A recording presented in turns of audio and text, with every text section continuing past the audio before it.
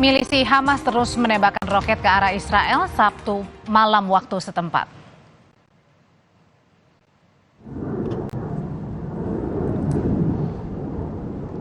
Setelah sehari penuh berperang dengan Israel, milisi Hamas terus meluncurkan roket dari jalur Gaza ke wilayah Israel.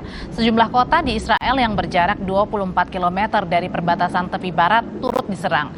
Layanan penyelamatan Israel merilis 100 orang Israel tewas dan ratusan lain terluka.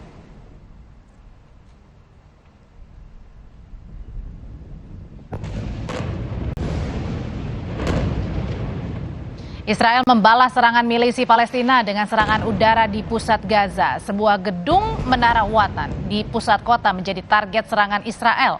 Perdana Menteri Benyamin Netanyahu menyatakan perang setelah milisi Palestina menyerang 22 lokasi di Israel bagian selatan.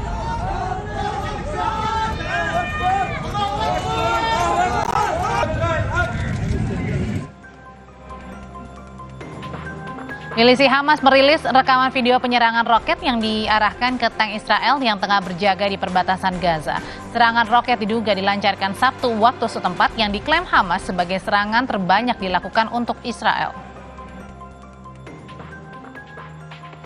Rilis resmi Kementerian Luar Negeri Republik Indonesia sejauh ini terkait situasi di Gaza antara lain hingga sekarang tidak ada warga negara Indonesia yang jadi korban. Pemerintah Indonesia melalui KBRI Aman, KBRI Kairo dan KBRI Lebanon terus memantau situasi terakhir WNI dan berkoordinasi dengan simpul WNI di Gaza.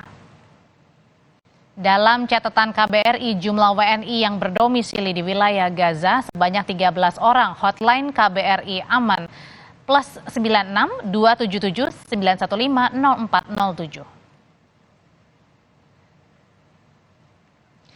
Usai jeda kita akan kembali lagi ke dalam negeri. Diduga akibat membakar sampah dua rumah warga semi permanen di Kampung Pulau Ngandang, Kelapa Gading Barat, Jakarta Utara, Minggu siang hangus terbakar.